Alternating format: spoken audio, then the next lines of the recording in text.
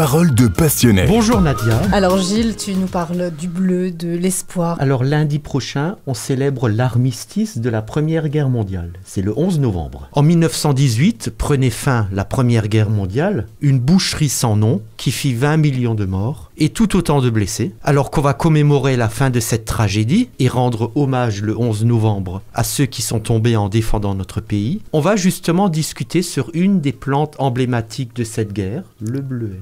Pourquoi le bleuet? Ça a à voir avec quoi? Pendant que nos terres étaient meurtries par les bombes et les obus, une plante pourtant continuait à pousser sur le sol mutilé. Le bleuet. Effectivement. Cette magnifique fleur était le seul témoignage de la vie qui continuait et la seule touche colorée dans l'horreur et la boue des tranchées. Dans le jargon militaire, bleuet désignait aussi un soldat de la classe de 1917, simplement à cause de la couleur de leur uniforme, bleu horizon. Et ce terme n'est pas sans rappeler le nom de bleu. Pour quelqu'un qui débute. Une personne, effectivement, inexpérimentée. Oui. Donc tous les éléments étaient en place pour faire du bleuet le symbole de la Grande Guerre. Alors je crois savoir qu'on a l'insigne du bleuet aussi en France. Oui Nadia, depuis 1925, le bleuet devient officiellement un insigne, encore épinglé de nos jours à la boutonnière des officiels chaque 11 novembre. Un retour en 2012 et une œuvre d'utilité publique. Alors effectivement, la tradition s'était essoufflée et elle revient sur le devant de la scène avec l'ancien président de la République, M. Nicolas Sarkozy, qui instaure que le 11 novembre soit en fait la commémoration de tous les morts pour la France. Et à cet égard, l'association du Bleuet de France lance régulièrement des campagnes de dons pour les combattants, mais aussi pour les victimes de guerre et du terrorisme. Et malheureusement, il y en a encore aujourd'hui.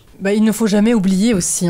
Oui, dans la fureur des combats, dans les paysages de désolation, des plantes ont passé outre la folie des hommes pour pousser sur des terres dévastées. C'est un bleu de l'espoir qui surgissait d'entre les tranchées et les trous d'obus, rappelant aux soldats que la vie l'emporte toujours sur la barbarie. En ce 11 novembre qui va venir, rappelons-nous de tous ces soldats et civils tombés, de toutes ces personnes mutilées à cause de la folie des hommes. Ne les oublions pas et œuvrons tous fraternellement à ce que les parterres de fleurs remplacent toujours les trous d'obus.